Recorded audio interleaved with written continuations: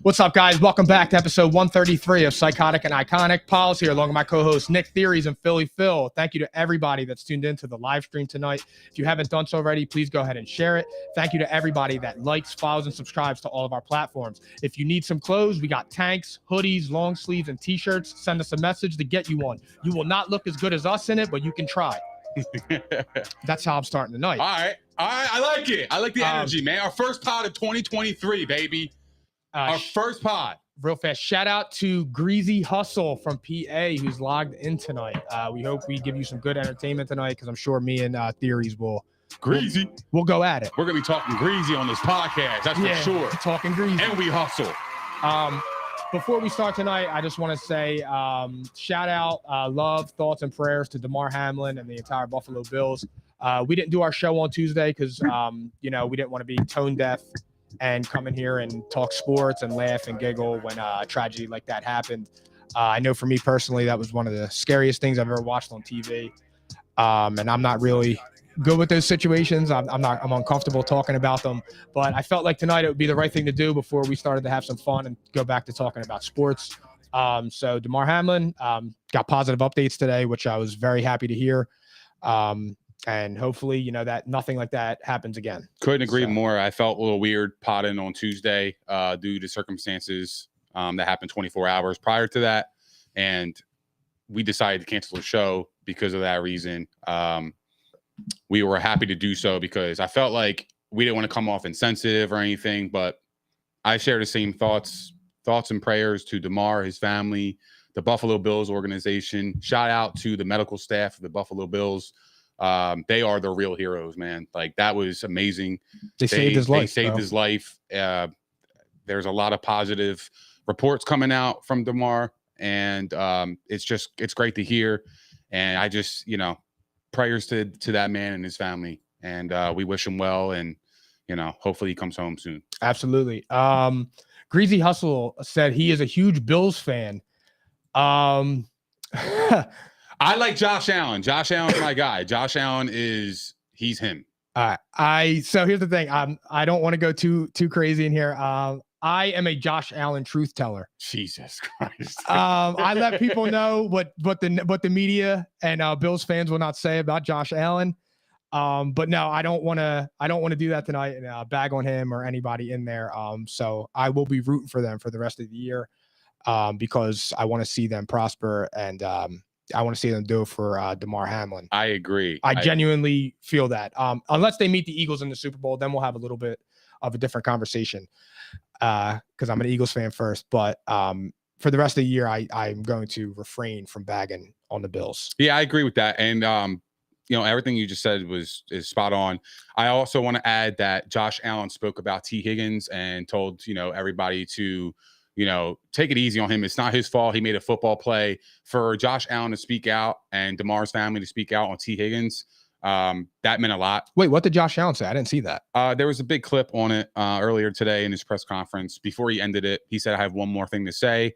Along the lines of, everybody, pray for T. Higgins. Pretty much, he made a football play. It wasn't his fault. I just want him to know that everybody supports him, and That's awesome. That's a high character guy, unlike that pile of shit Bart Scott on ESPN. That's why I like Josh Allen, man. He's got the personality, the swag, the personality. He's a good dude. Yeah. I think he really, really has a big heart. I think he loves his teammates.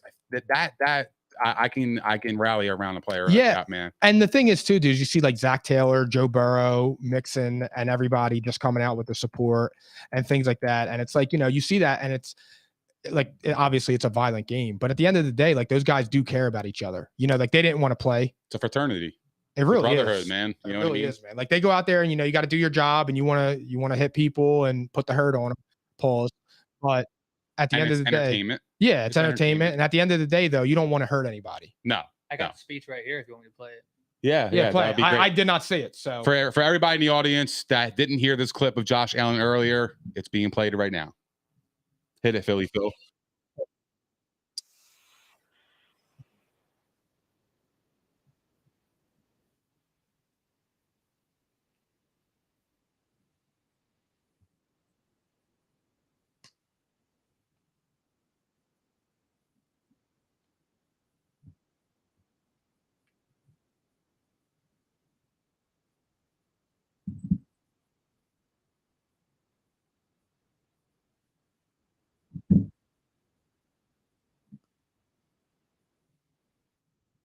Amazing. That's leadership. That's a franchise quarterback. That's somebody you want leading your team. That's just classic leadership right there.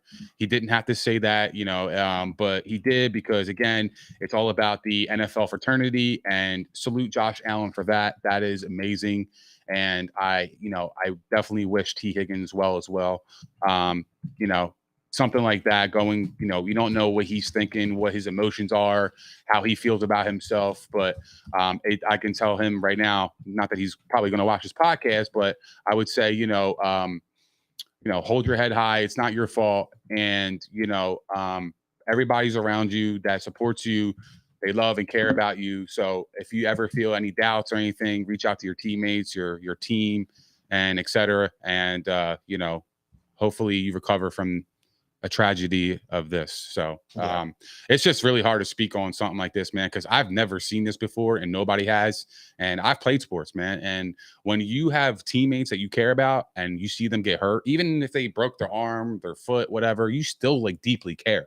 There's a sense of love there that you have for your teammates. You grind with them all through the off season, working out, practices, preparing for the game. Like, you see them more than your family at some point in time in the year. So for them to rally around T. Higgins like that and support him, that's amazing. And I salute that 100%. Yeah, me too, man. It was I was watching it in bed, and they kept going to commercial breaks, and then I was checking Twitter to see what was going on, and then they mentioned the whole CPR thing, and I'm like, oh shit.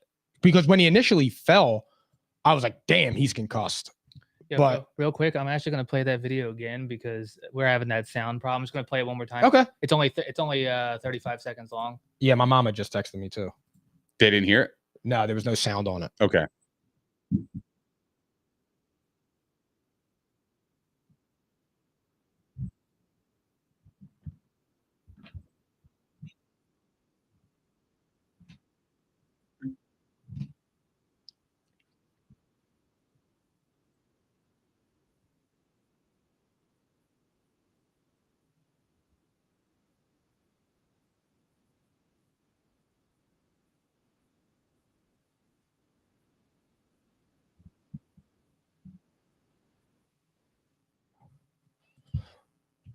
Yeah. Final thoughts? Nothing. I hope he continues to recover as well as he is. And, I hope the Bills rally around him and they do it for him. And they have, they finish out the rest of the season strong. And still no sound, Philly Phil. Sorry. Still? Yeah. What the fuck? Technical difficulties from the P&I pod. We're off to a rusty start here in 2023, but we will pick it right back up. I promise you that. Phil out here playing like Russell Wilson. Just keep it going because I have no idea. What the Phil fuck. Wilson. It's all good. But yeah, with that being said, do you have anything else you want to add? No, just prayers for everybody involved. Awesome. Yeah. Great. All right, guys. Tonight we will start off the show with the Saints beating the Eagles 20-10. Psychotic and iconic. Eagles lose their second straight game. I think that puts to bed the rumors that Gardner Minshew can do the same things that Jalen Hurts can do. I mean, I believe that. Would you say that? I think it's a joke. Okay. Because do you think I was going to disagree with you? I've been saying no, entire no. podcast. I'm trying to understand how you have professional analysts going on TV and saying that, like Chris Sims, who didn't have Jalen Hurts ranked as a top 40 quarterback in his offseason rankings, say that Gardner Minshew could come in and do the same exact things as Jalen Hurts, which that is finally put to bed. At least he's consistent. He's very consistent. That's what I'm saying. He didn't have him in his top 40. That's crazy. Yeah. There's 32 quarterbacks that start. I know. So, So Jalen Hurts is the system. He is the engine that makes the Eagles go. With that being said, do you think the Eagles should be worried at all? Absolutely. You lose 2 straight. You don't want to go in the playoffs cold. Am I right? I'm not worried. You have to be worried because even when Hurts comes back, you got to get that fire back. You got to get the, camaraderie, the momentum back. Everything you guys had from the last, from the first 14 weeks was amazing. The Eagles were looking like a Super Bowl team. They were looking like a slam dunk in the NFC. And the last 2 weeks, I'm starting to question their status moving forward because I think they kind of botched the Jalen Hurts situation, in my opinion. He should have sat against Dallas, but he should have played last week. I agree. I thought, for one, I thought he was going to play against. He the was Saints, practicing, and I thought he should have played against the Saints, but the Eagles thought that they could beat them without them. Agreed. Which was a bad move because again, the Saints are playing. They don't have their first round pick this year. Saints are tough, bro. So I know. I knew you had to drop that in there. I'm ignoring it. But it was Gardner Minshew, a backup. He played like a backup. Right. So when AJ Brown caught that touchdown pass, I'm like, all right, here we go. We're back in it. Yeah. Then when Minshew threw that pick six, I'm like, okay, it's over. And just going from there, it's like, they need Hurts. Did Minshew hurt his stock moving forward? Yeah, for sure. Because I think that if he would have at least split, I mean, at that point, you can say, because he played all right in the Dallas game. Yeah, I know he played great. He did have turnovers. Yeah, I think he had 2 or 3. 3 maybe. I think he had 2 picks, 2 fumbles, or 2 fumbles, something like that. So if he would have won the Dallas game, it would have been big. But to lose to Dallas and then lose to New Orleans, now you're putting a ton of pressure on the Eagles and Jalen Hurts next week. Although they're playing the Giants, who aren't going to play any of their starters. So is that confirmed? I mean, the line's 14. And they can't move out of the 6th seed. Okay. So I don't think it would be, why would they run the risk? And they're going to play Minnesota. They'll go to Minnesota, but they almost beat them the first time they played. Do you think it's a smart strategy to do so? For who? Benching players the last game of the season? I don't typically. I would say play them a little bit, maybe a half or something like that. I mean, it's football. Like, things are going to happen. But it depends, because, like, you don't want to ruin, like, I'm big of not ruining momentum. Agreed. And, like, but then again, it could also depend on seeding. Even though the Giants are locked into the 6th seed, like, you might want to, play a different team or something like that. It's an extended version of practice. Certain people need it, though. Like the Bucs, I wouldn't play. The Bucs, I would play. They are playing. Yeah, you need to get your offense going. And with what you just showed, we'll get to them in a little bit. With what you just showed is that your offense is clicked a little bit. Like, you showed something for the first time all season. But no, I'm not a fan of sitting them, to be honest. Yeah, I'm not gonna lie, man. I'm really worried about the Eagles, man. I am. I'm not at all with them, dude. Why? Because you got to understand, right? Like, if they win this game, they haven't played a meaningful game in quite some time, right? Even if they win this game, I mean, this game you could say is meaningful because it's for the 1 seed, but you're playing against backups. You haven't really seen a good team outside of Dallas, but Dallas, you didn't have your quarterback. But you need to have your quarterback there so you have momentum and you're clicking. Like, when you go into the playoffs, you got to be peaking. You got to be elevating. You got to be like amongst the best. Like, you are playing your best football, like the Packers. From that, correct. You got to be playing your best football in this type of time. Now, the Eagles are playing their worst football. Well, that will change once Jalen Hurts comes back. Yeah, well, it's going to change for 1 week, but they're playing against backups, so they haven't really had a real test. That's what I'm concerned about, because when they play in divisional round, just say the Eagles win this week, which I think they will. They played in divisional round. Do they want to see the Packers? I would relish in that moment. I'm just saying, the Packers are a hot team. If the Packers do get in, does anybody want to see a team like that has really nothing to play for? They are literally riding the momentum to the max. I know what you're saying, and I get you. Eagles don't have momentum. You don't want to run into a hot team, but I think the Eagles are the clear-cut best team in the NFC. I agree for me, with you. I wouldn't. I know what you're saying, though. Like, Hurts hasn't played in 2 weeks. He's going to play this week. Then they're going to have a bye week if they win. Right. So he's only going to play 1 game in 4 weeks.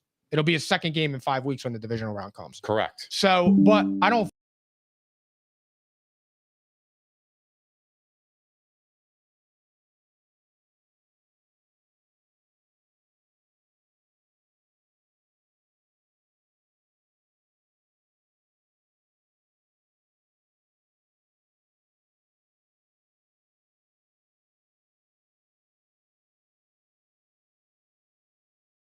Up a little bit. Lane Johnson, Epps, you don't want that. You want to be healthy. Right. So, and Hurts himself got hurt. But I'm not too worried about that because I think the Eagles are able to overcome it. I think they're that strong. Their roster's good to overcome it. Is that what you're saying? Yeah. And now look, Hurts has 2 weeks off. That's a refreshment for him. It is, but you need reps. I agree. Game reps are important, especially when you started off 13-1. If he comes Important. back, against the Giants and it's like he didn't miss a beat, and they blow him out, then I think everybody's perception will change a little bit, because at that point you're going to be like, okay, they're still the oiled machine that they were for 14 games. But is it fair to say that when they're playing against backups, or do you think it's just the NFL in general and they're still good enough to stop you? I think they should do that. My point is they should do that. Like, this shouldn't be a 13-10 game. They should hang 30 points on the Giants, especially backups. They need to come out and they need to be the team that they were before. The game needs to be put away early. What if they sputter a little bit? You worried? How do they finish? If they play like shit the whole game and they come out with a win, then it's kind of like, ugh. Like, all right, you got the win. Yes, you got first place, regroup and things like that. I will be like a little, I'm saying, but I got to see the game first. I have to see how they come out of not having it for 2 weeks. So the last couple of weeks, what it told me about the Eagles in general and Jalen Hurts is that Jalen Hurts is the MVP of this league. It's not even a question. And I don't understand where I understand the Mahomes conversation, but you got to look at the Eagles. They were 13-1. Jalen Hurts gets hurt and they lose 2 straight. That's glaring to me. They didn't lose 2 games all season, and they lost 2 games in a row when Jalen Hurts was out. That's an MVP candidate. That's number 1. Period. That's number 1 candidate. I know the Eagles have a good team. That was never part of the discussion. They were always a good team.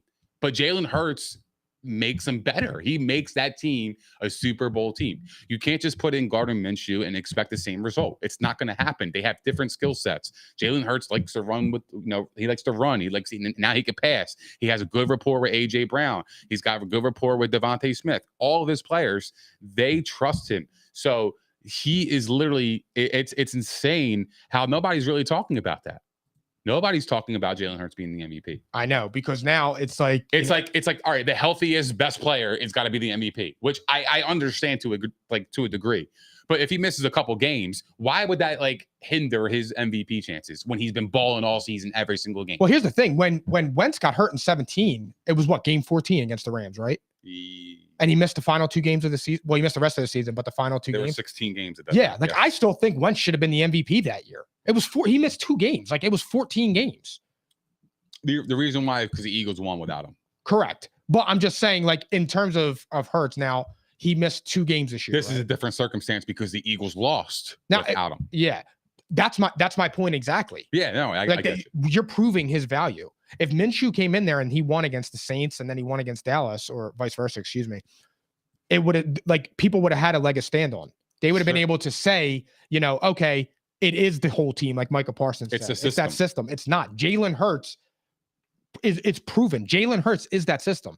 It's just, for me, with Jalen Hurts, the leap he took this year was so massive that people actually couldn't believe it, because the throws got better, the timing got better, which I kept saying was a big proponent last year why the throws weren't getting there. It was timing and rhythm. It was not so much that his arm was a noodle. But you see the development that he had this year has been so large that, people they don't want to give him the credit yet. I still feel like people think that it may not be, this isn't who he is, that next year he may have a drop off. So let me ask you a question. If that's the case for Hurts, can we say the same thing for Trevor Lawrence? He's having a great run right now, but is it just a blimp? Well, or is it because he was the number 1 overall pick? Yes and no. Because with Trevor Lawrence was good. He was when he was coming out of Clemson, he was regarded as the next big thing. Jalen Hurts was good too. He was, but Jalen Hurts got benched for Tua. He was a backup, and he was taken out of the bowl game, and Tua came in and won.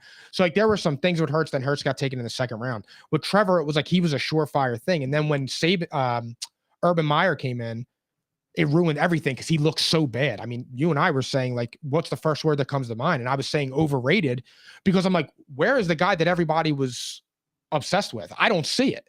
Now this year I see it. I get it now. So maybe Trevor Lawrence was a bad example. Let me take us back to Justin Fields. Who gets more love, Justin Fields or Jalen Hurts? Now Hurts. Now? I think right now Hurts, but with Justin Fields, it's hard to compare them because Justin Fields has no wide receiver.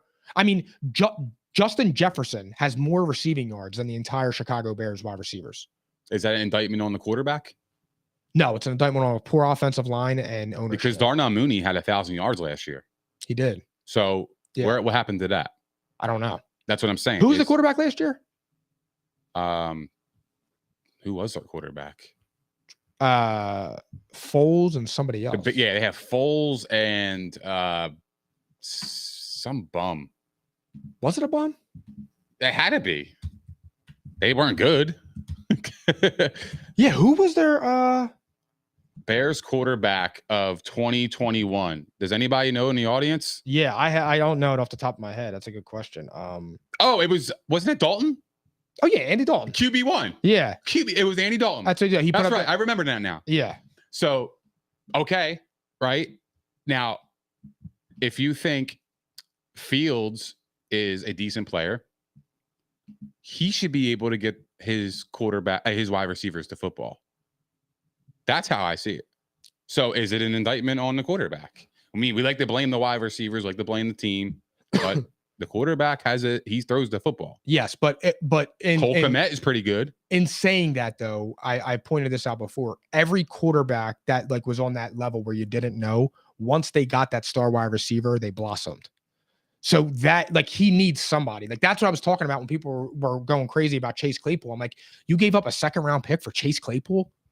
Chase Claypool stinks. But this is the example and this is way off topic, but this is a good conversation because a lot of people don't think it like this. But what about Jared Goff? I mean, he went to Detroit to die, and he's balling out of his mind. But he's, what are you going to say? Oh, he has Amon-Ra, but no, Jared Goff is a good quarterback. Did he help Amon-Ra? Yeah, because Amon-Ra wasn't even. I mean, he was a rookie, right? I believe.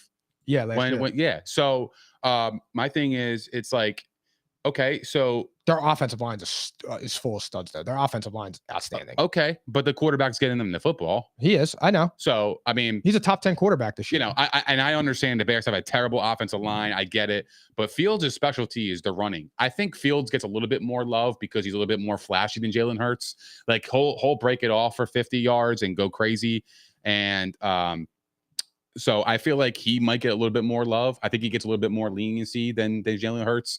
If Jalen Hurts loses in the playoffs, I think you're going to see a lot of people crush Jalen Hurts and, say he ain't the guy. I don't think he can win a Super Bowl with him, yada, yada, yada. I don't understand it. I don't get it. The man has been balling. He is my MVP. If I had to vote right now, Jalen Hurts is the MVP. I have I have the stats and I have the proof that when the Eagles don't have them, they lose. And they didn't lose 2 games all season. Now they lost 2 games. They had one slip up against the Commanders. And that's okay. That's okay. That's what I'm saying. But no, but my point is, Nick, is that Patrick Mahomes lost to the Colts. The Colts been trash all year. They've been horrible all year, but that doesn't get held against them. Is it due to the time frame because it was so early in the season that people kind of forget? I mean, and yes, it's in the rear view. I agree, but when you're an MVP, you have to nitpick at shit like that. That's just how that goes. That's what I'm saying though. The Eagles won for when the Eagles lost to the Commanders. What was it? Week 8 or 9? I mean, that was 6 weeks ago. So it's like, all right. I mean, now granted, that was week 4 or week 3 with the Chiefs, but I mean, my MVP is Jalen Hurts. That would be my vote. I'm with you. I'm still with you. I know a lot of people would crush me and say Mahomes is the MVP, and I can't argue that because Mahomes is balling and he's 430 yards away from breaking Peyton's passing record for the season. I want to hear from the audience. Who is your MVP? If you had a vote today, who is your NFL MVP? I have Jalen Hurts. Who are you? Jalen Hurts. Jalen Hurts? Yes. And this is not a homer type of shit. I am not a homer. This is looking at the situation, knowing the award, most valuable player, and the definition of that, and that fits Jalen Hurts for me. I mean, my thing is, to be honest, if you're actually going by most valuable, who's the most valuable to your team, you can argue Lamar, because the Ravens have been terrible without him. You can make a case for Josh Allen. Now, I know that I've been on the opposite end of that fighting it, saying that he had in the last 8 weeks, he's only had a game or two where he's played well. But if you take Josh Allen off of the Bills, Yeah. I mean, I don't think Case Keenum has them where they are now. Oh, no.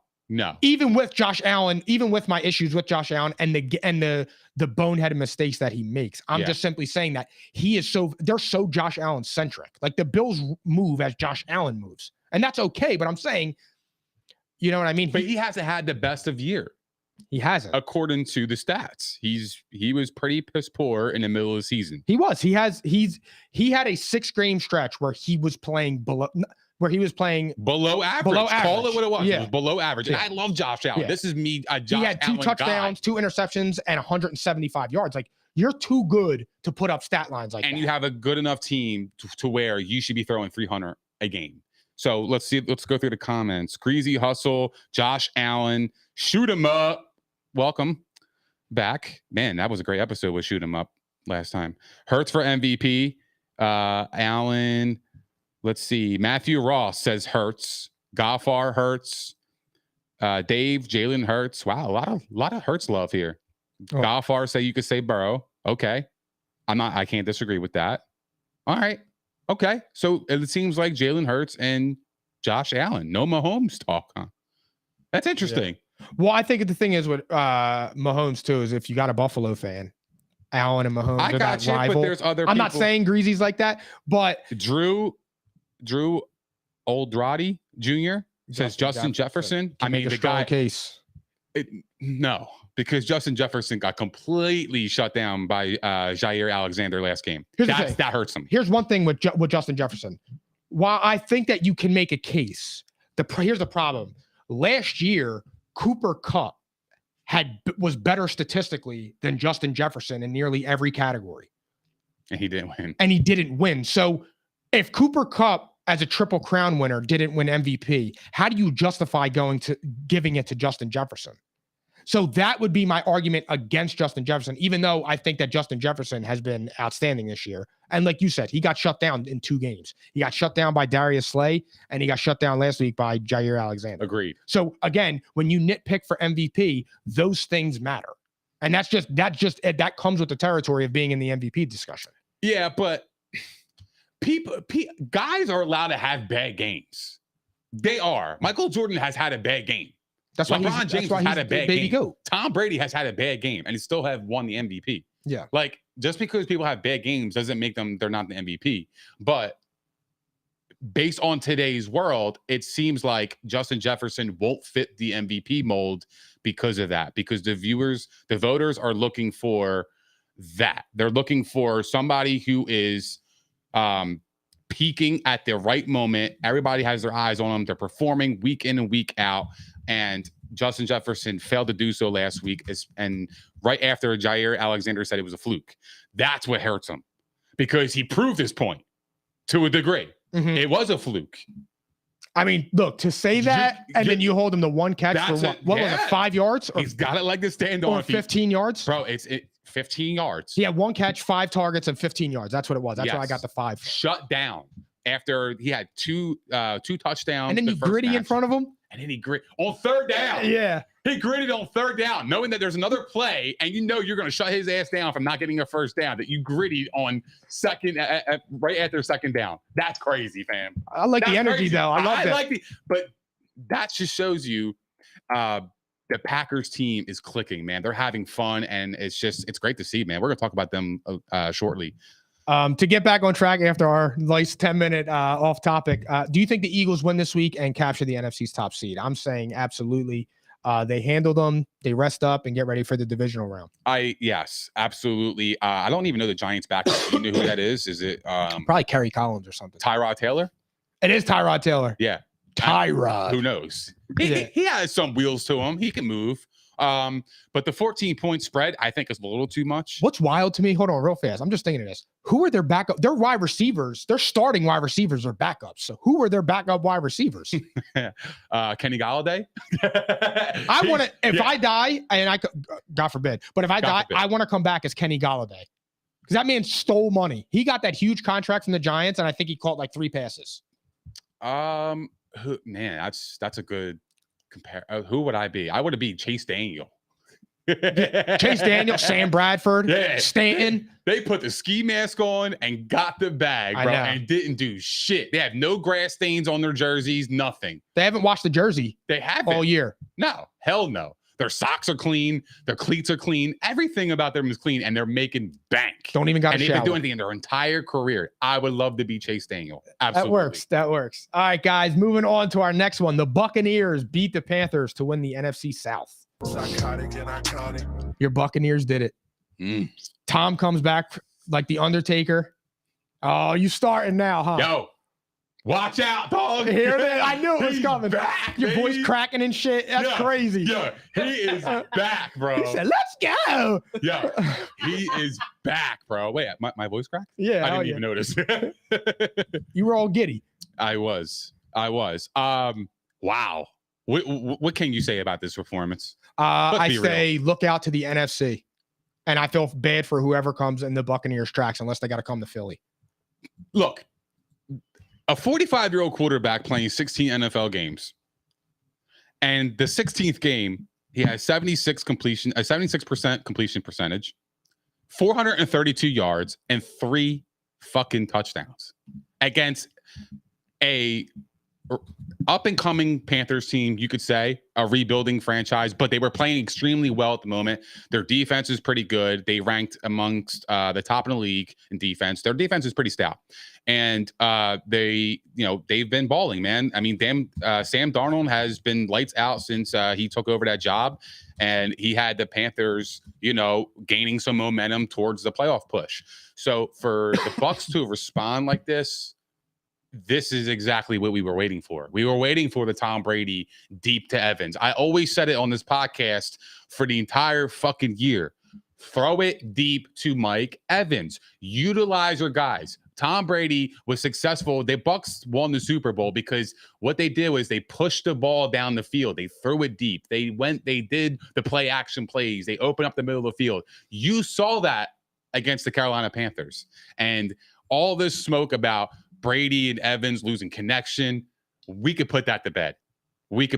I know it was one game, but they have a history together to where I believe in them. I missed you, fam. I know you do because it's been bottling up for weeks. They finally let it out. I just couldn't understand it. Like, I was like, yo, what the fuck is going on, fam? Like, am I wrong? No, because I kept telling you, I still think Tom Brady's elite. I didn't see anything. The only thing that I was saying was like, all right, he's missing some throws that he generally doesn't miss.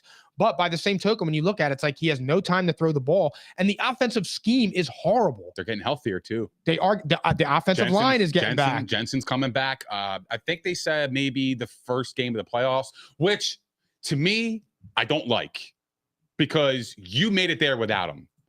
And I don't know if that fucks up the camaraderie between teammates, communication.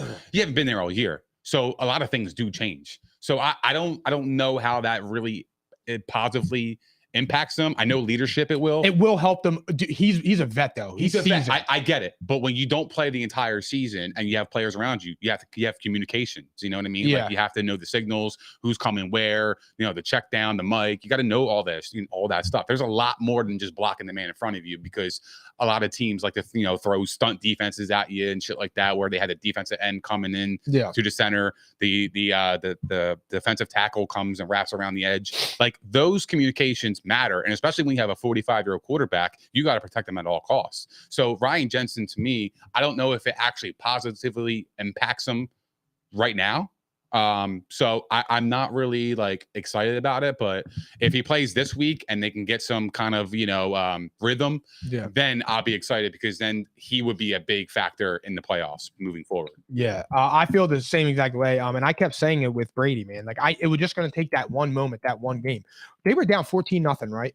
Or was it just 7-0? Or and then 14-7? 14-0. They're down 14-0. And I'm just laughing. I was like, wow, this is over. I was talking to Jimmy, and Jimmy texted me and was like, yo, the Bucs are really going to get blown out. And I was at the park with my son, and I started laughing, and I look, and it's 14-0. Damn, yo, Jim, why don't you text me that shit, fam? Yeah. Well, we were talking. Why don't you text me that? Talk that shit. We were talking about the dark horse and Carson Wentz. We were talking about him, and then he just threw that in there. And so we start laughing, and I'm like, holy shit. And the next thing I know, they were blowing him out. I'm like, and then when I saw the stat line, I'm like, oh, here we go. I'm like, I knew it just in time. The Rams, they had a chance to bury the Bucks. The Saints had a chance to bury the Bucks. Something, all right? Greasy also. Why is Jake Paul giving hands to a schlong? It's insane. So, that's just the NFC was put on notice because I promise you, Tom Brady's not going away easy. And if the Eagles have to play them in the first round, I want nothing to do with that. You know what I saw? Let Dallas and Dak deal with that guy. You know what's crazy? If Tom Brady does not win the Super Bowl this year, he would be tied with Peyton Manning for the most losses in playoff history. Really? Yeah. He only has 10? 13. Manning has 11. Well, he has right? 12, I think. Okay. And Manning has 13 and 20 less games. I was just going to say that. The So- games matter. So Brady's Unless looking- you're talking about LeBron and Jordan, then the games don't matter. as a competitor, Brady's looking at that. He's like, I can't lose, bro. I can't be in that record book for the most losses in the playoffs. Well, it's I'm a lot him. different for him. I'm dude. him. It's a lot different. He also has 7 Super Bowls. Understood. But as the competitor he is, he looks at that shit. He's an NFL historian. Yeah. That's exactly what he knows the game. He knows the history of the game. He is not stupid. I liked what I saw. I think the Bucs should play their starters the next game, maybe for a half. Get a rhythm going. They should practice the red zone and third down. That is their 2 glaring weaknesses. It's their Achilles heels. Because when you kick field goals in the playoffs, you're getting beat. You're getting beat. When you go in the red zone, you must score touchdowns. That puts a lot of pressure on the opposing team, quiets down the crowd if you're on the road, and it pumps up the crowd if you're home. A touchdown in the red zone is so crucial in the playoffs, and that is where they struggle the most. So this is an opportunity for them to gain. To me, it's free practice. You're getting real live game reps, and you could treat it as practice. So I am looking forward for them to clean up those messes and then head into the playoffs, and all bets are off. Records go out the window. Nothing matters. It's do or die. Let me ask you It's do or die. before we move on. Are the Bucs dangerous? Absolutely, they're dangerous. I needed to hear it because I knew it was coming. This man's dangerous. This man's dangerous. He's a very dangerous man, They're like Juntao. dangerous. That's why they're dangerous. Other than that, they have nothing. Brady is a machine, fam. 14-0 to come back 14-0 and throw a bomb The to problem Mike is, Evans right in the fucking breadbasket. Like, you couldn't put it any better, bro. the problem is if they would have got blown out, they would have blamed Brady's defense. But they don't talk about the defense holding the Panthers after the Panthers jumped out to that big lead. So it's just like I've been saying for 20 years, bro. When Brady wins, he gets all the credit. When Brady loses, this one, that one, this one, that one.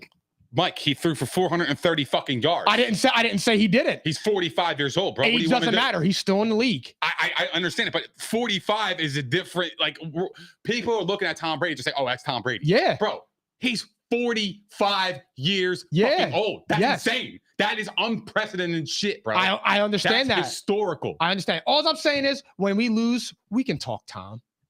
Because We when have we win, talked it's all Tom. talk Tom. No, we haven't. I put blame on Tom. I know. I'm so holding what you are in check. Trying to ignore. What are I'm you just trying to simply imply? saying that if the Buccaneers would have lost to the Panthers, I don't believe we would have blamed Brady. Why? Because- I blame Brady the last couple games. Because I'm saying the defense gave up the first 14 points and it Okay. looked like it was going to be a slaughtering, which I just was laughing because I kept saying like, there's no way he's going to lose this game. Because I kept saying like, I just can't see Sam Darnold and Steve Wilkes beating Tom Brady when the division's on the line. Tom Brady doesn't lose those games. So, but I agree. who you got this week? I don't think it really matters with this game. I'll take the Bucs because I think they're going to play their starters a little bit because they have to get some rhythm. They're at the Falcons. Yeah. Yeah, they're at the Falcons. Oh, we're going to Falcons- talk about that in a minute. Don't worry about it. We'll talk about that when we Okay, get down there. we'll I give our forgot. picks. I'll give my picks later, but Yeah. I just want to ask the audience just one question: what is the Bucs ceiling this year in the playoffs? Where do you expect them to be? Where do you think they're going to lose? Who they're going to lose to? I want to hear from you guys. Well, I want to hear from you too. What's their ceiling? They can win the Super Bowl. They can win the Super Bowl. Oh, absolutely. I'm not there yet. I'm not there yet. They can win the Super Bowl. I love will my guy. never, dude. I was a Peyton Manning fan. I fought it for years. I say it all the fucking time. I will never bet against Tom Brady moving forward. I don't care what game it is, no matter what. When you have Tom Brady in a must-win situation, to this day, there's nobody more dangerous. I don't care what anybody says. I I stand by that. That's my guy. So you know how I stand feel by about it. Yeah. I'm gonna say I think their ceiling. I think if they get to the NFC Championship game, that's going to be their ceiling. If Tom Brady gets to the Super Bowl, he's not losing unless it's against Joey B. Joey B? You think he beat him? That was my Super Bowl pick. You know what? The Bengals and the Bucs in the Super Bowl would be super, super interesting. And I'll tell you why. That first half the Bucs played against the Bengals, that was the team that could win the Super Bowl. And I spoke about that on the episode after that Sunday when they played. And I said, wow, that team could win the Super Bowl. That team that played Cincinnati in the first half could win the Super Bowl. So that would be interesting if that ever did happen, because I feel like I would be pretty confident, because I don't think the Bucs will collapse like that again. 4 turnovers in a row in the third quarter. On like the 30. They handed the Bengals a win on a silver platter there. You know what I mean? I mean, look, the Bengals made the plays, they executed, and they won the game. They did what they had to do. They scored in the red zone. They put pressure on the Bucs, and the Bucs never responded. So, but I would like to see that game if it did happen. We could. That was my preseason pick. I don't know if we'll follow it up next week with our picks. Next week we're going to give our Super Bowl predictions, playoff predictions, all that jazz. So stay tuned. All right, moving on to our next topic. Browns and D. Masseuse Watson beat Carson Wentz and the Commanders. Psychotic and iconic. Is this the end for Wentz? I love it. Bro, I fucking told you about this mid-ass quarterback. He is so trash, fam. It's over for him. Wrap him up, put him in a bow, and put him on the bench, because he ain't going nowhere. He should never see another starting job in the NFL. Period. End of story. I don't care what he did in 2017. I don't give a fuck what he did in 2019. What I know is the last time he played in a meaningful game last year, he lost to the Jacksonville fucking Jaguars, and the Colts missed the playoffs. Then the Commanders had an opportunity to be in the playoff race, and he fucking threw 3 picks for $143 against the Browns at home. I'm sorry. This man is done. He's been done. He is never going to get over that Foles hump. Pauls, and it's just it's over for him. I hate to say it to you. I know you're a Wentz guy, but I try to tell you, bro. I try to get you off this mid-ass quarterback because you're better than this. You know quarterbacks. When you look at a quarterback and you see, look, you like Joe Burrow, he's a good player. But when you're backing Carson Wentz, I'm looking at you sideways, fam, because I'm like, bro, you're looking at the same fucking thing I am. You finished yet? I am. Go ahead. Proceed. I agree with everything you just said. Oh, wow. Yo, it's really it. Yo, it's a new fucking year, man. January. It's a new year, man. Yeah. That's crazy. Let's get it cracking this motherfucker. January 5th, 2023. I'm showing the humility, and I'm saying I was wrong. And much as I hate being wrong, and it kills me, I will still root for him because I still like him. But it's over for him as a starting quarterback. It's over. You can't have 3 picks and 97 yards at one point, especially in back-to-back seasons when your team can make the playoffs and you go out like that. He never recovered from Nick Foles winning the Super Bowl. And look, whether that could be a different argument for a different day, good, bad, or indifferent. He never recovered from that, and it ruined his career. It sucks for him because I think he's a really nice guy, but there's just something off. You got the fans cheering for Heineke and things like that. Like the fans want passion. Yeah, it's over. It's the Carson Wentz as a starting QB is over. He's a backup moving forward. You happy? I'm reading the comments. The comments are great. Keep it going, guys. I'm having a blast reading your comments. Keep it going. Goffar, Wentz is pure poop. That's amazing. That's amazing. Yep. And Dave said Wentz has never been the same since he got hurt in Philly. Went. Yeah, he's done. I don't. And here's the thing. He has the saddest and the craziest fall from grace.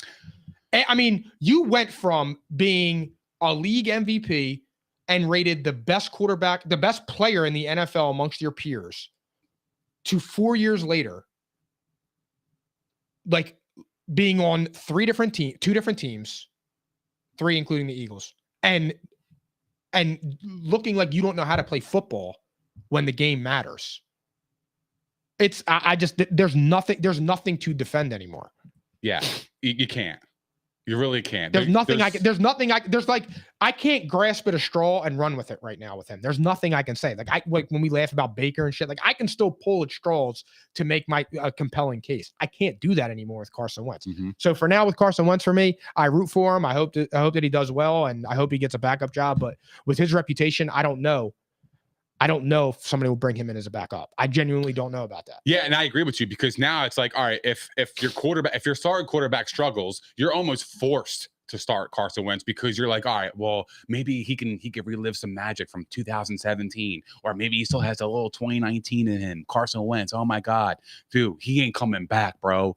He was never coming back. That dude is mentally damaged. It's a shame, and I just, I wish the guy well, but he is not a starting NFL quarterback moving forward, and probably for the rest of his career, his young career. He's still pretty young. He doesn't have it here.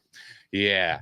And he still does the same fucking mistakes that he did in Philly. It's the same exact thing. It's like it's a carbon copy every week. He makes a throw where you're like, oh my God. And somebody clings to it and you're like, he could still play. And then when it matters to make routine, basic ass throws, he looks lost. It's really inexplainable. Yeah. I've never seen a player that was at the peak fall from grace like this. This has been a decline, like boom, boom. Then he had a little jump in 2019. Then it was free fall. You could argue the Colts year was pretty good. No, the problem was he didn't finish well. And here's the problem. Here's the problem with the Colts. After the Colts cut him, after he missed the playoffs and he had a decent year, I think that ruined his confidence even more. Because at that point, it's like, what do I got to do? Now this team doesn't want me. After they didn't want him in Philly and they got hurt. So for him, dude, it sucks, but it's over for him as a starter. I was wrong. January 5th, 2023, document it. It's over for Wentz. And my love fest has subsided. But to go a little different direction, do you think the Browns should be worried about Watson? I would be. You pay him a lot of money. He should be performing. I don't care. Horrible. I don't care if you took away a year and a half away from football. When you get paid $230 million, you are telling the organization, I am the guy to get you to the Super Bowl. When you are failing to even put up even a good game here in the last, 5 games since he came back, it's been pitiful. 5 touchdowns, 3 interceptions, 872 yards. And yeah, I mean, you could argue his last game was his best game, 50% completion percentage, 169 yards and 3 touchdowns. Bro, the touchdown to Amari Cooper was a 10-yard pass. I get it. No, I get that. So the touchdowns looks like it looks great. But when you watch him, you're like, this guy got $230 million. They look better with fucking Jacoby Brissett. They did. 100%. They look like a decent team with them. They look formidable. They look like a team that's not going to just go in there and roll over, bro. They look like they were ready to play. And with Watson, I don't know. I mean, he's going to need the offseason to get better, work on his craft, shake off the rust. But next year, in the beginning of the season, is going to be crucial for him because if you start off slow, you're going to start to see the rumblings, and you're going to hear the rumblings, and you're going to see the effect on his play moving forward, possibly. But Nick, he played 5 games this year. Now he's going to be out for the next 8 months. Mm-hmm. I doubt he's going to play the 2 regular season games. So September for him is basically going to be another preseason. What do you mean he won't play the 2 regular season games? The 2 preseason games. Okay. Excuse me. You think he should? Him, yeah, dude. He needs reps. He needs to play as much as possible. Like if he's got to go out there and play the first half of both games. I agree. 100%. He needs to. I think every player should. Well, I've always said that the preseason is meaningful. You need to go out there and you need to get tackled and get in football shape. And your body needs to adjust to getting those hits. You need those reps. That's why most quarterbacks like Aaron Rodgers, he said it before too. Like some of those guys are warming up in September. The first 2-3 games. It's warm-ups. Like you haven't had live action like that. Cause I don't think like quarterbacks don't get hit at all during the summer. No, they have a red jersey. The red jersey on, right? Yeah, so that's what I'm saying. Like you have to get used to that. You don't touch the quarterback in the summer. Well, you can't even touch them in regular games. No, I know, but in practice, when you go near a quarterback, you get yelled at. They don't want you near anywhere his legs or just around him. They don't want that because. So that's what I'm saying with Watson. Like he needs those reps. I said it when it happened, and it was partially because I'm a Baker guy, and partially because I didn't like what the Browns did, so I wanted to watch them fail. They will regret doing this. they will regret doing this because he's not getting back to who he was 4 years ago. I don't think so either. Again, the last 2 times I saw Deshaun Watson prior to the Browns, he was 4-12, and the year before that, he blew a 24-point lead, for which reasons I can't explain, never gets talked about. I don't understand that either. Like that should be a stain on him. That should be I gotta watch saying that. monumental collapse. Yeah, that should be a stain on his resume, a big one. Pause, because I know he likes to go to masseuses and they stain and stuff like that. Yeah, you don't want to go there. Yeah, but I'm just saying in general, like that is something that gets so overlooked, and that is so like you blew a 24-0 lead in the playoffs. If that was Aaron Rodgers or Peyton Manning or one of those guys that had those playoff hiccups, if you might add, they would be getting ripped apart for Absolutely. that. You can't blow leads like that. Absolutely. So that's how I feel with Deshaun Watson. But he played Mahomes, correct? Yeah. That's why. But, yeah, it became more about the greatness of Mahomes coming back from 24-0 of the collapse of Deshaun Watson. Yeah, more than the collapse of Watson, which again is not fair. And that is some of the stuff that does bother me with Mahomes, even though I think Mahomes is far and away the best quarterback in the game. I just feel like with Mahomes, it just the story should have been more about Watson. And I'll die on that hill. It never gets talked about. You never hear anybody say that. Wow. You got a Baker supporter here. Matthew. Ross Lavelle. Baker guy as well. Wow. You have company. You have a lot of them. We're coming. Yeah, I like it. Okay. We're coming. Welcome to the Bake Show. Welcome to the Bake Show is fucking crazy. Nick, give me a future outlook for both teams. Like, what do you see with the Browns and the Commanders going forward? And give me a prediction. Who will be the Commanders quarterback to start the year next year? It's going to be somebody. It's going to be either, I could see a Derek Carr going there. I don't think they have enough because they traded a lot of their picks. Agreed. Now, maybe draft picks. I know they Sam Howell kid. He's looked promising. He's getting to start this week. Maybe he can provide a spark. Maybe provide something good on tape where they feel comfortable enough where they can work with them in the offseason to get him up to speed and be a starting quarterback. That's a route they could take because they just drafted him this year. So he's a rookie. So he's still learning. So if they believe in him, maybe give him a chance. But I think the Commanders are kind of in the business of they're done with chances, bro. Like, I feel like their last couple of quarterbacks, they've given chances and they just haven't found the guy to get him over that hump. I think the Commanders as a team are pretty good. I think they have a pretty good roster. I think they have a couple holes here and there, just like every other team, but they are still a pretty competitive squad. So if you give them a quarterback with Terry McLaurin and, a couple other of their weapons, Jahan Dotson of the world, he's been awesome. Honestly, so if they can get a quarterback, they could be a really good team. But I think probably free agency would be. Jimmy G makes a lot of sense because he's going to be a free agent. Yeah, but Jimmy G might want a lot of money. I think Wentz is still under contract. Yeah, they're going to cut him. But is there any dead cap I don't space? think so. I don't think so. I think it's done after this year. Okay, so it was kind of like a 1-year deal, and then it was like a frontally loaded deal. I don't know. I think they can get rid of him. We got to fact check that. Okay. So Commanders, I think they have a bright outlook. I like their roster. I think they're pretty good. The Browns, same way, same feeling about them. I think their roster is really strong. They can run the football. They play good defense. Myles Garrett is a beast. Nick Chubb is probably one of the best, top 3 running backs in football. You can argue. He's fantastic. And they have Amari Cooper who balled out this year.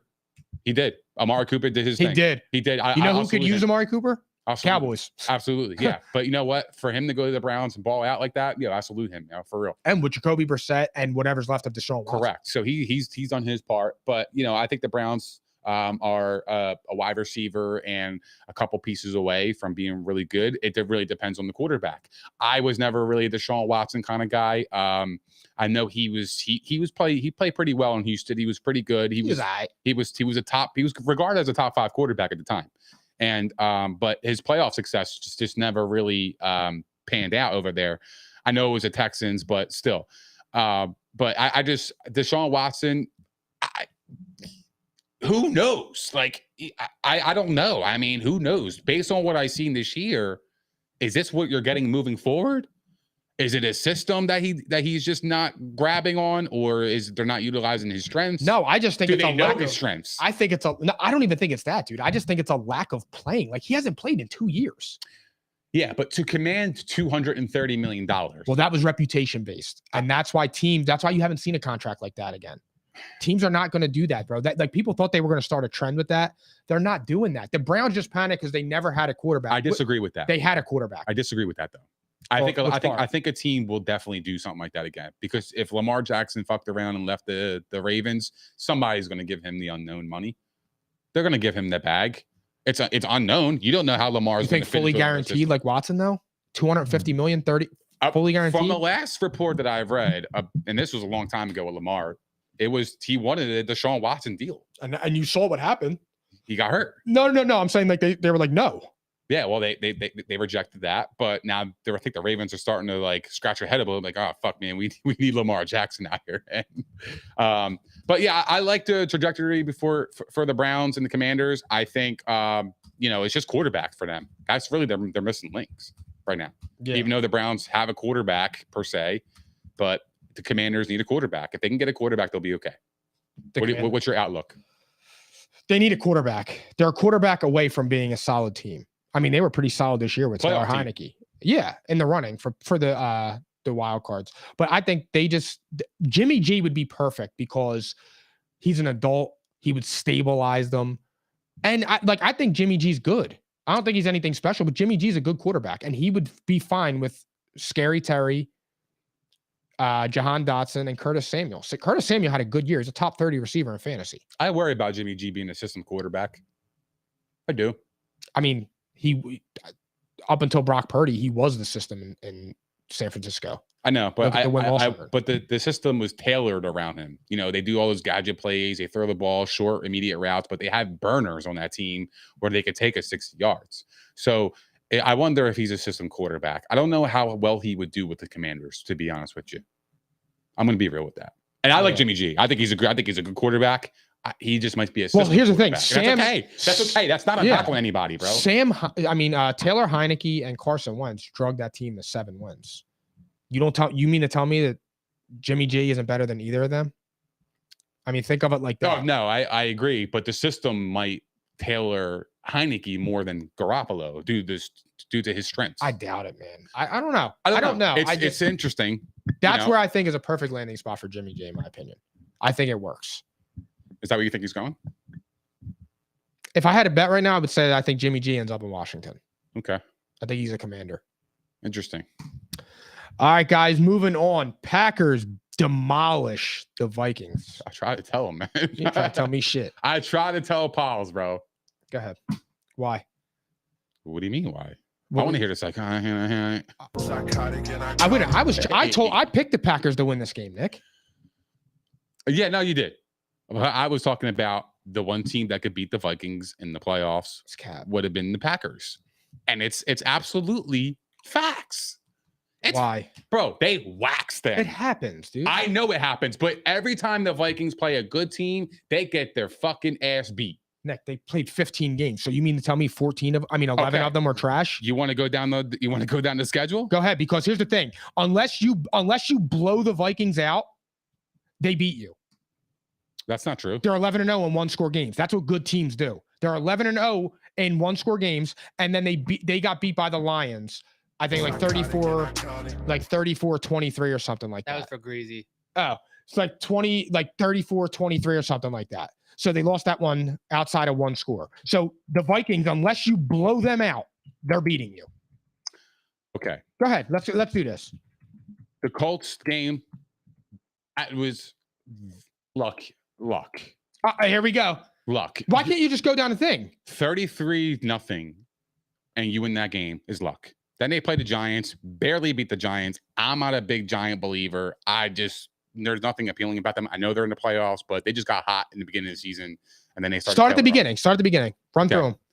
Okay. You want what through the Vikings schedule? Yeah, run through the schedule. Okay. So the Vikings beat Green Bay 23-7. Busted their ass. They got smoked by the Eagles 24-7. So they got blown out, right? Blown out. Okay, thank you. Vikings, Lions, they beat them 28-24. Okay. They beat the Saints You 28-25. told me the Saints were a good team. You told me the Vikings were a good team.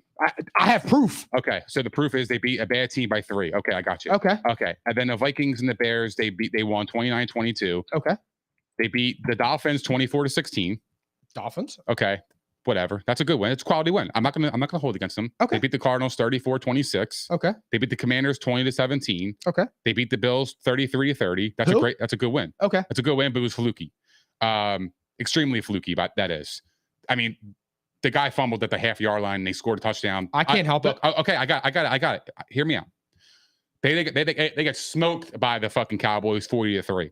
Then they beat the Patriots 33-26, which they should have lost that game. That was a bullshit fucking fumble call at the red zone with Hunter Henry. That's a touchdown. Nick, you went through 5 games. It was luck. They should have, and this should have happened. Yes, absolutely. This is their season. This is their season. Listen, hear me out.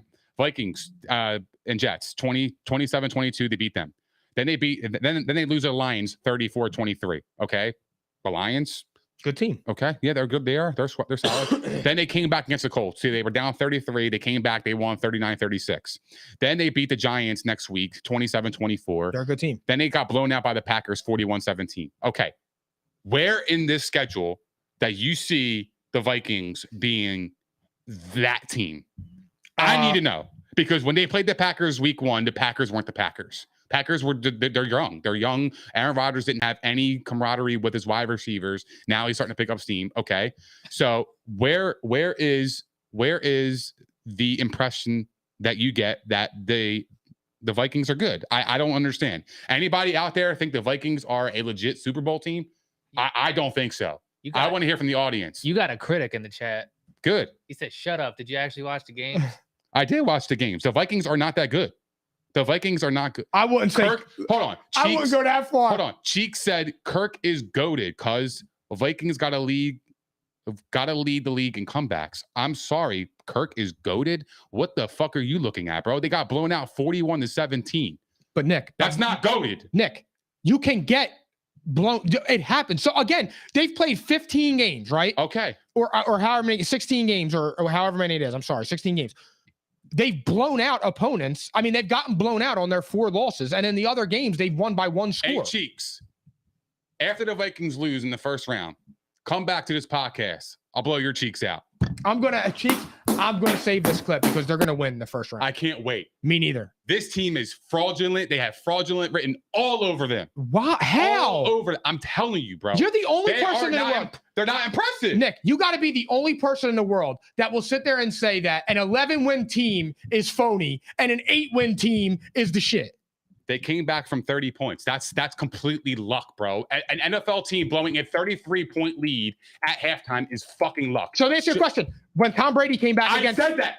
that was luck. Replay the podcast. I said it. Because to come back from 28-3, that is luck too. You need the ball to bounce your way in certain moments to get you back into the game. I agree and that. There's nothing wrong with But that. you still have to play the fucking game. It wasn't like they were playing bad. They made the plays when they had to, and I salute that. But if you play a good team and you play like that, you come out, you are getting your ass waxed. Period. End of story. You are. 33-0. You play a good team. You fuck around and play San Francisco. They would beat their ass. They wouldn't even stand a chance with them. I don't know about that. No, I don't know for about real. that. Let's stop the cat. Why? Let's stop the cat. Why? But tell me Because how. the San Francisco defense is fucking good. I get that, but if you you can stop Justin Jefferson, you are getting a mediocre Vikings team. Period. End of story. But it's look not at the easy to Eagles stop and them. look at the Packers. That's 2, Nick. But it only happened in 2 games out of 15, And Nick. Dallas. What do you do in Dallas? Did he That's still score? at that point. It's 3 out of 16 But games. Nick, that's bad. That's not good math. But every single team is either good or hot. So what's up? If you're a good team, you're beating all of them. Nick, you're gonna lose. You lost 41-17 to the Packers, who are fucking 7-8. Here's the thing. Whoa. They're 7-8, and they lost to the Packers. The Vikings had an opportunity to leapfrog into the standings because the Eagles lost, and they failed to convert. And they got their ass beat 41-17. How? If you are telling me this is a Super Bowl team, you ain't losing 41-17 in week 16. No shot. Well, I didn't say that, but however, the last 3 or 4 Super Bowl winners had 3-game losing streaks during the regular season. So you can have bad moments. That does happen, Nick. But my point is That's with true. yes, The Bucs did. the Bucs did, They and dropped 3 straight that year. when they were 7-5 before the bye week. I think they did. I don't understand. Okay. I don't understand. No, it might be 2 teams. It might be 2 teams, but 2 are the last 3 Super Bowl winners or something like that won that. But my thing is, we'll check that after the show. My thing is though with the Vikings, here's the problem with the Vikings. The Vikings floor is so low that like when you have an off game, if you're the Eagles or you're the Chiefs, you can still kind of stay in it. The Vikings, when they have an off game, it is so bottom in the barrel that they're getting demolished like that. That's the problem with the Vikings. But again, you're 11-0 in 1-score games. That's a testament to something. Last year, we were talking about the Raiders being 7-0 in 1-score games. And you told me that was a sign of a good football team. But now, because it's the Vikings, they're not a good football team. They're not.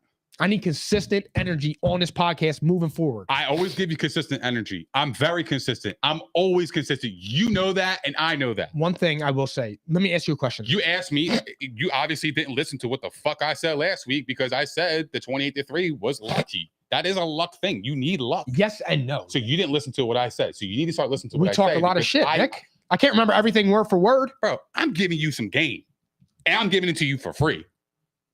I'm telling you, the Vikings are not that good. So are the Vikings going out round 1? If they play the Green Bay Packers, they will lose. We'll see. Period. I will bet on that. I'll be glad to. I don't know if they're going to play the Green Bay Packers. You're worried. No, I'm not. You wouldn't be worried at all. You don't think Green Bay has any chance? No, because where does Aaron Rodgers play his worst football? In the postseason. Okay. And now he's doing. That's a fair take. I can't disagree with and you. now Aaron Rodgers is going to be with rookie wide receivers who haven't been in that moment before. But I go through the history of hot teams playing at the right time. And the history tells me the hottest team in the end goes to the Super Bowl. I don't know if Green Bay is that team, but if Green Bay did get into the playoffs, I firmly believe they could beat the Vikings. Absolutely. I mean, can they? Yeah, I don't think they will, though, to be honest. So do you think the Vikings, though, do you think they peaked too early? Do you think that's the problem? Absolutely, they peaked. That is one thing that concerns me, is that they might have peaked too early. Here's the thing. I don't know if they peaked because when they were winning games, they were winning by field goals. They weren't blowing anybody out. They weren't having significant wins. They were winning by 4 or 5 points, a touchdown maybe here and there. But majority of their wins have been really like a small deficit. It hasn't really been a blowout in every single win they had.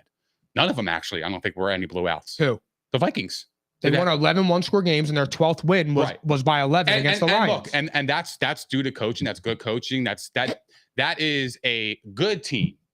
A great team is taking care of business in week 17 against a measly ass opponent, and you had the opportunity to leapfrog the NFC standings when the Eagles lost, and that was your moment to move up in the standings. And they failed to do so, and they got embarrassed by Green Bay in Lambeau Field.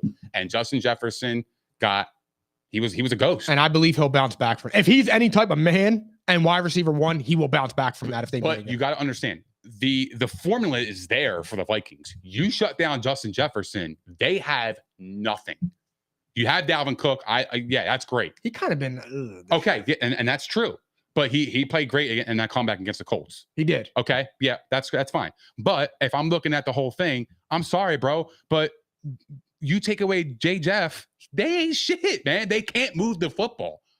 And Cheeks is over here talking crazy, fam. You'd say you take Kirk over Brady right now. Your team would suck, fam. Kirk over, whoa. Your team would suck. Your franchise would suck. Your name is what you are, bro. Cheeks. You are Cheeks. Your team would be Cheeks. You're fucking crazy, fam. Well, welcome to the show. I'm Theories, by the way. I'm just passionate. It's Theories. What baby. I was gonna say was with the Vikings. I mean, I would take the Vikings in a rubber match, to be honest, especially after they got blown out like that, because you know how it is. One of our guys, Matt, that's in here, wants to make you a bet. If the Vikings get eliminated in the first round, he will give you his Justin Jefferson rookie card. If the Vikings win, he has a segment on the podcast. He comes on the podcast for a segment. Yeah, absolutely. Deal, Matthew. Deal. That's a deal. I love that. That's confident too. That's awesome. A Justin Jefferson rookie. I love that. Yeah. Okay. Man, that card's gonna look real nice. Oh no, actually, no, I'm with him. Is it a PSA 10? What's the condition of it? That matters. He's gonna send you a busted ass card. Yeah, it's gonna be like fucking bent on the corners and shit. Yeah. The surface is gonna be. He said he bet against them. Look at the comments. Oh, that's for me. Vikings lose first round. Give me a segment for the podcast show. Vikes win first round. You get my Justin Jefferson. Oh, yeah, absolutely. I'll take that. That's going to look great on this desk. It's going to look perfect right here. As long as. Oh, so wait, Matthew's on my side. Yeah. That's how we're reading that. Lit. Yo, welcome aboard, Matthew. It's Team Theories. That's how we're doing this tonight. I'm kidding. No, he's a Baker guy. I know. So I rock with him. All right, guys, we are moving on to our next segment. Titans versus Jaguars for the division. I can't believe we're saying that. Psychotic and iconic. Jaguars -6.5. Nick, who wins and why? He said it's a PSA, or it's not a PSA, it's raw. It's raw. That's fine. I like raw. Yeah. Okay. The Jaguars are winning this football game. The Titans have no chance. They have no quarterback. Malik Willis is not it. You could tell. I don't even, is he starting this week for them? Who is their starting quarterback? Joshua Dobbs. Joshua Dobbs is starting. Yeah. God Christ. They have no chance. I love the Jaguars here. This is another team that nobody wants to play in the first round. They're peaking at the right time. Doug Peterson is coaching his ass off. Trevor Lawrence is playing that fantastic football.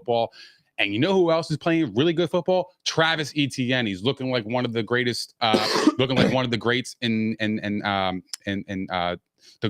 one of the best running backs in the league. He is playing fantastic. He's explosive. He could do it all. He can catch. He could run. He is that guy that he's a home run hitter for the Jags, and that is scary when they can throw the ball the way they can. This team is very scary. Their defense is pretty good. I like the Jags here. I think the Jags are going to win this game. I think they're going to cover the spread. I don't think the Titans have any chance. This is going to be the moment where the Titans completely implode that entire team, and I think, we talked about this earlier, previous episodes. Mike Vrabel is he on the chopping block? Because I don't know. Does he want to be there? No. Does he want to be there? Does he want to coach a good team? Does he want a team that he can have control of because he believes in his ability? Because I think Mike Vrabel is a great coach. I love Vrabel. I think he put the Titans on the map last year, having the 1 seed, and he did it with Ryan Tannehill. So the guy could coach, no doubt about it. But the Jags here, they are riding the momentum. They are on fire. This team is dangerous. Look out. I like the Jags here at -6.5. Me too. I think the Jags are going to smoke them. I agree with you that this is the moment where they just implode. And it's over for the Titans' reign. Whatever that reign was. I mean, they had a good run. You had a good run. And that's just how it goes. I mean, who's their quarterback, you said? Is it Joshua Dobbs? Is it Josh Dobbs? Yeah. I think he's starting this week. Yeah. I mean, is Derrick Henry playing? He is playing. Yeah. I mean, he practiced. So I don't assume for me with the Jags, man, the Jags are coming. And they got, me too. They got Doug Peterson and Trevor Lawrence. And I mean, right now, like, where do you rank Trevor amongst the NFL quarterbacks? Because, like, I was thinking this, like, he's easily a top 10 quarterback this year. No. I don't know, dude. There have been 10 guys that play better than Trevor Lawrence this year. I'm in the 13. Since December, he's played better than J.A. Yeah, but I would take Josh Allen over him any day. So right now in the league, just like I mean, are you going by the hot streak right now, or are you going by? I'm going by his body of work all year. Okay. I have him probably 13, 14 maybe. I have to go through the Over list. the last month, he's been a top 5. And we'll do that. We're going to rank the quarterbacks in the playoffs. That's another segment that we're going to do next week. That's a good one. I like that. That would be fun. We're going to rank the top best quarterbacks in the playoffs for each conference. Yes, next week. So be sure to tune in on that. And I have him in that range. Where do you have? You have top 10? You think he's a top 10 quarterback? Really? I really do, man. I mean, and look, that's coming from me, who was like a big skeptic. You think moving forward, is that his ceiling? Is that where he's going to be the rest of his career in your eyes? Or is this just a one season thing? No, I don't think so, dude. I think here's the thing. I think Doug Peterson, arguably a top 5 coach in the NFL. Mm-hmm. I think he's excellent. And I think what you've seen from Trevor Lawrence is that he's starting to figure it out. Yeah. And look how he's been playing. And he's got a squad around him. And next year they get Calvin Ridley. You're adding Calvin Ridley, Christian Kirk, and Zay Jones with Travis Etienne, and they'll get a backup running back to go behind him instead of I forget the backup there, James Hasty. Yeah. Or Jermichael Hasty. He could ball. He ain't bad. He's a pretty good spell back for the Jags. Yeah. He's good in the red. He's good in the red zone. That's how I feel with them. I think the Jags, for the first time in my lifetime, are on the up. Yo, big time. They got a nice squad, man. They're wide receivers. Depending on their matchup, they might win a playoff game. A lot of people killed them, including myself, for the Kirk contract. He lived up to it. I'll tell you what, man. He's been awesome this year. I know he's had a couple bad games this year, but he's really been a really good component to that offense.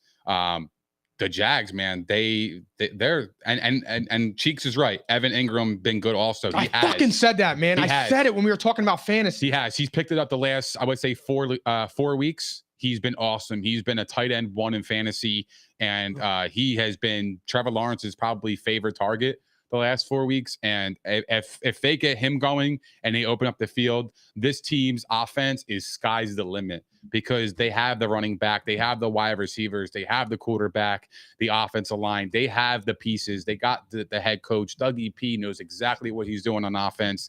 This team is scary. And yeah, you're absolutely right. Evan Ingram has been amazing. That's a great point. Great point, Cheeks. All right, guys, move. Look at you and Cheeks. Yeah. Look at you and Cheeks finding some rhythm. I fuck with Cheeks. You clapped his cheeks? Yeah. And now you're talking to Cheeks. Yeah, I fuck with Cheeks. All right, last segment before we go into our game picks. Back to the Packers versus the Lions. Packers -4.5. Psychotic and iconic. Packers winning in. Yeah. What you think? They're winning. And I think they're told you this. My prediction was 2 weeks ago. They're going to get in the playoffs and they're going to beat the Vikings. And I hope they do play them. I don't know if it matches up with them. Packers will be 7 seed. Yeah. So they would play the Vikings. Well, 2-7. The Vikings are 2, or is San Fran 2? Oh, yeah. I forgot that. I think the Vikings are going to be 2. Okay. So that'd be great. That's the perfect matchup. Yep. I can't fucking wait for that. Me neither, bro. I cannot wait. Because I that can't Tuesday, wait. I'm going to come in here, bro, and I'm just going to go fam. crazy. I can't. You guys wait. better tune the fuck in next week because if we preview the Packers and the Vikings, you're going to see nothing but fireworks, nothing but passion, nothing but arguing, nothing but great sports debate at the best fucking podcast on the net. We appreciate everybody listening. I just think that you're crazy. You're in denial with the Vikings and the Packers. I like the Packers here. I really do. They're hot. They have everything to play for. They know they need to win. The Lions can still get in too, but I think the Packers are playing extremely well football, and I just like their chances here. I am rooting for the Lions because I like Dan Campbell. I am a fan. He changed the entire culture in Detroit, and that's hard to do. They haven't been able to do that in years. The fact that he was able to do it in this is his first season? Yeah. Yeah, no, this is second season. Second season. Yeah. The fact he's able to do it in the second season is amazing. And he changed that culture in Detroit. And, they play for him, dude. He's hard-nosed football team. But I like the Packers here. Do you think the Packers are dangerous? I asked this before about them being dangerous if they sneak in. But my question is do you think they're only dangerous to the Vikings in that first round, or you think they can be dangerous to the rest of the NFC? I think they could be dangerous for the rest of the NFC. Hear me out. Real fast, I never gave my pick on that. Go ahead, I think the Lions are going to beat the Packers on Sunday night. I think the Lions finally do it. You're hoping that. I am. Because you don't want to see the Packers and the Vikings, fan. No. I just want the Lions to make the playoffs. I can't believe I'm a Packer. Of all people. That's crazy. I know, but I just go I'll pack you. Yeah, whoa, fam. Anyway, yeah, they're absolutely dangerous. Here's why. There's 2 reasons. They can play good defense and they can run the football. When it's cold as fuck out there and you have 2 backs in Aaron Jones and AJ Dillon, who's a bruiser in the cold weather, you don't want to tackle that. And you have Aaron fucking Rodgers. Yeah, absolutely, dude. They are absolutely dangerous. Their defense is playing really well. Correct me if I'm wrong, but didn't a San Francisco team go to the team with those bruisers in that freezing cold and bust their ass last year? Yeah, that was last year. Did I remember that? That was last year. Okay. I'm just making sure I remember that. I'm saying, but it's you're asking me if they're a dangerous team. I'm saying they have the ingredients to be a dangerous team. Yes, absolutely. No, because now you can put the guys in the box. Like I've been saying since March, you could put the guys into the box and shut down the run. You can. You're not going to have to worry about those wide receivers. You can, but you still have Aaron Rodgers throwing the football. Like I would still feel like I ain't scared of that. You should be. He could still. Oh yeah, he can, but ain't gonna do nothing.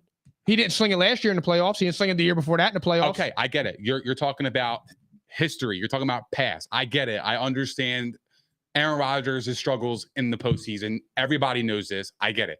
But if you're talking about a dangerous team, they have the ingredients to be a dangerous team. Hear me that. Like, listen to me when I say that. I'm listening to you. Yeah, that's what I'm saying. They have the ingredients to be a dangerous team. They do. Again, they played a good defense and they can run the football. When you have that in the playoffs and you're able to hold possession and get the opposing offenses off the field, you're running the ball, you're chewing up the clock, you're shortening the game, you're giving them a better chance to win in the end. Who runs the ball better, the Lions or the Packers? Wow, that's a really good question. I'm gonna say this year I like. Wow, fuck, man. Red zone, I would give it to Detroit because Jamal Williams is like literally unstoppable in the red zone. Now that is a 15 story. touchdowns is amazing, and it's not being talked He's about. He's the James Conner of last year. Yeah, he's been amazing. And Swift is he's finally starting to get healthy. He's a really, really good player. But I'll give it to the Lions this year. I like the way they were running the football. But again, it's playoff time. That doesn't matter. Now I think the Packers know their strength. They know what they need to do to be successful. That's the ingredient they need to do moving forward in the postseason. That's what makes them dangerous. Do you think they're dangerous? I don't. I think wow, bro. I think that for me with the Packers, they're not dangerous. And I think that they're the team that everybody should want to play in the first round. They got hot. Yeah. And I get it. Like I've said before, like you want to be hot going into the playoffs, but I don't think the Packers are a really good football team. I really don't. Like I don't see it. And like I said, to me, I have 11 years of evidence that Aaron Rodgers' play significantly decreases in the playoffs, except for a few spot wins against the Cowboys. I think the Lions win on Sunday night. I think the Lions are better than the Packers. Now, Jared Goff has outplayed Aaron Rodgers this year too, even though you could say Aaron Rodgers is a bad quarterback, obviously. But Jared Goff has outplayed Aaron Rodgers this year. I don't see Aaron Rodgers losing on Sunday Night Football. Look, I know. With everything on the line. I know. But he, in high-pressure moments, he hasn't always performed. And I'm rooting for the Lions, and maybe it's my heart over my head, but I'm taking the Lions to win this game. And because I think it's their time. And I think Dan Campbell, they're going to bite a kneecap off. They're going to knock him down. And on the way up, they're going to bite another kneecap. And that's how we're pulling up. Yeah. Now they need some help. They need Seahawks to lose. They need the Seahawks to lose, which the Seahawks are playing the Rams. Ugh. So the Bake Show. The Bake Show. Is he going to save the day? Absolutely. Absolutely. Shit. Absolutely. Wow. We didn't get there yet. We didn't make that pick yet. He coming with his chef cat on. We'll be ready to go. Okay. But yeah, so I'm taking the Lions to win. I am so excited for that game on Sunday. Me too. I this is the game of the week for me. Yeah. And Jared Goff has played it. He's been to a Super Bowl too. He's been as many Super Bowls as that dangerous guy, Aaron Rodgers. So for me, Jared Goff has been in a big game. You're talking to me like I'm the biggest Aaron Rodgers. No, I wasn't doing that at you. I was saying that to anybody that wants to try and No. I caught what you said. You said the dangerous Aaron Rodgers. Yeah, because people think he's dangerous. I said the word dangerous 5 times in the last 5 minutes. So were you alluding to me? Well, the way you've been talking. Okay. Yeah, you've been riding his face for the last 3 episodes. I was not riding his face. What are you talking about? Show me they're dangerous. They are. They are. They're hot. They're going to beat the Vikings. And they did. 41-17. I told you that. Okay. And then, but Nick, they were 4-8. So they won a few games. One win away from the playoffs. Exactly. And it can be, but I'm just saying, bro. But they came back. They came back when Aaron Rodgers started throwing the ball less. They took the ball out of Aaron Rodgers' hands and started using their running backs, like I said, was their formula to success before the season started. So once you stop making Aaron Rodgers throw the ball 35 times a game, voila, your your team starts to win. Which makes them a what? Which makes them a decent team. They're not a dangerous team. That's what makes them a dangerous team. They have the formula of winning. You just said it. If Aaron Rodgers throws less and they run the football more, they're more successful. Yeah, Whether they are. That's true or not, maybe. Okay. But when a team can run the ball just as well, if not better than you. But they have a good defense too. Their defense is starting to click at the right moment too. That's what. Yeah, fair point there. I got you there. I'm not saying that because the reason that they're winning a lot of those games too is also because of the defense. The defense over the last 4 games has played like the defense that people thought was coming out of the gate. Who do you think the Packers can beat if they get into the playoffs? Is there any team you think they can beat?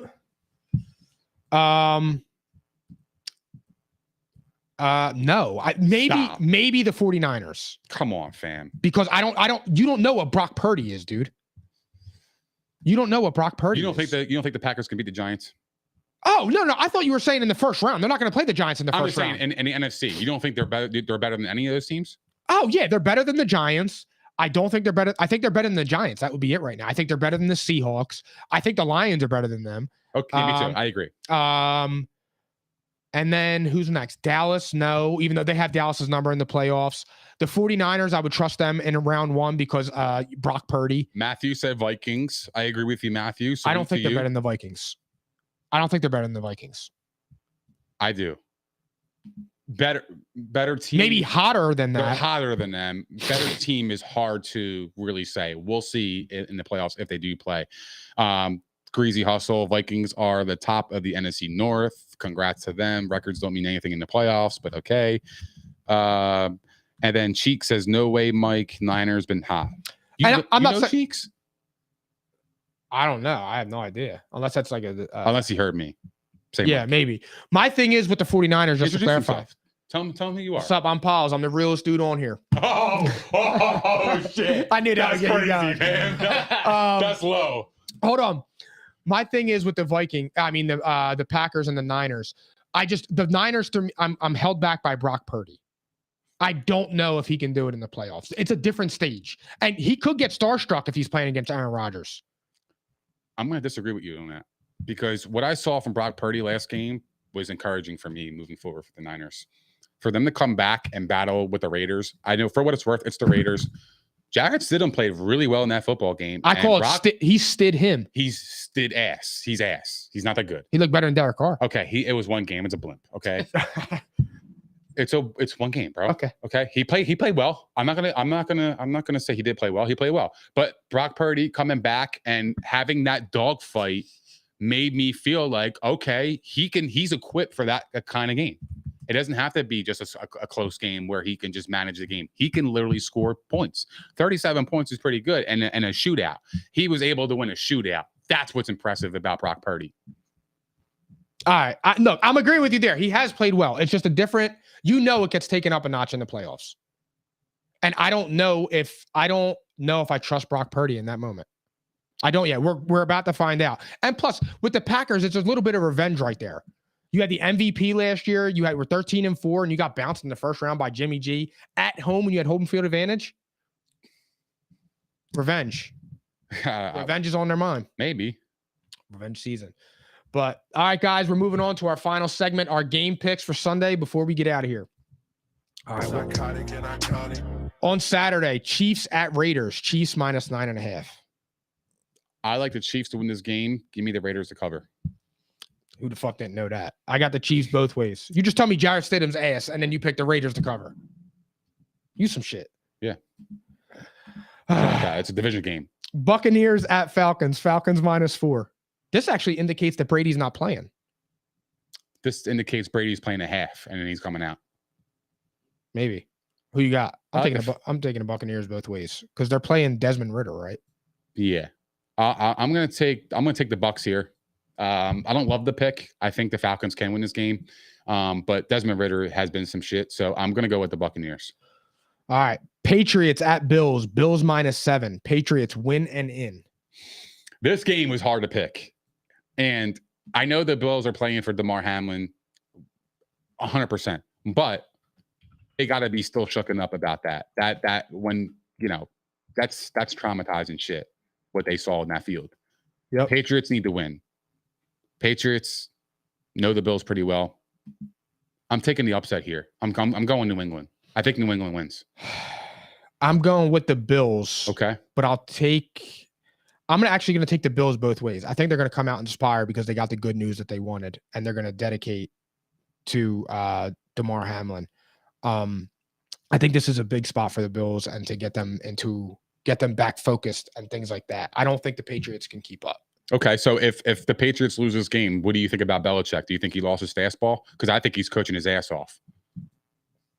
No, he lost his transmission. He lost what made Belichick Belichick. Like, he was Belichick with Tom Brady. Now he's just Bill.